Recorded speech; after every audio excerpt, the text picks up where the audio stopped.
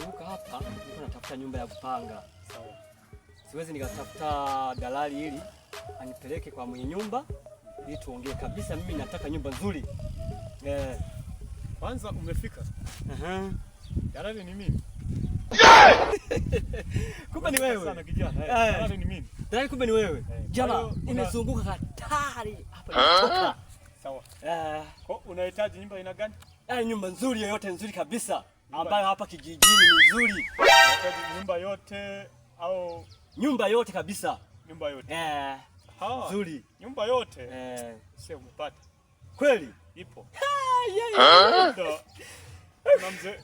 Kuna mzee wangu ngoja nimpigie simu. Nimuulize kwamba mpigie.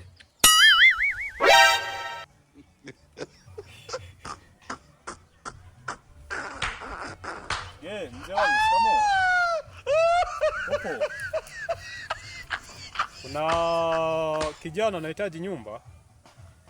Hebu ngoja nimlete hapo nyumbani kwako aiangalie. Sasa ulisema kwamba mnapangisha. Si bado ipo?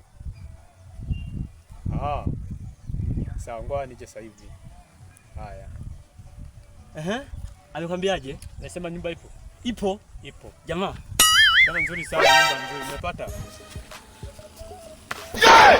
Odi. Karibu. Asante sana. Karibu dada. Asante. Karibu kijana. Shikamoo. Marhaba. Mzee. Shikamoo. Marhaba kijana marhaba.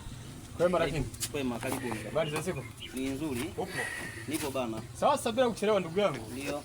Yule kijana ambaye kwa anahitaji nyumba. Sawa. Ndio hapa nimemleta. Ndio huyu.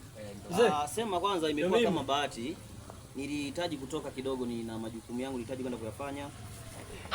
Niliona simu yako, ikabidi nisitishe kwanza majukumu yangu. Sawa. Kijana, wewe ndo unahitaji nyumba. Nyumba mzee. Nyumba ipo. Nyumba umepata, nyumba ipo. Lakini pia kuishi nyumbani kwangu, kukupangisha wewe sio tatizo. Cha kwanza kabisa natakiwa uwe na mke. Uwe na mke. Mke sina kwanza. Nyumba anapangisha kwa gharama ya 300,000. Pia miezi 6. Sasa kuna masharti hapo kwangu, kuishi kuna masharti yake. Cha kwanza, usiingize wanawake ndani ya nyumba yako. Sharti namba 2, haipaswi upike vizuri. Sharti namba 3,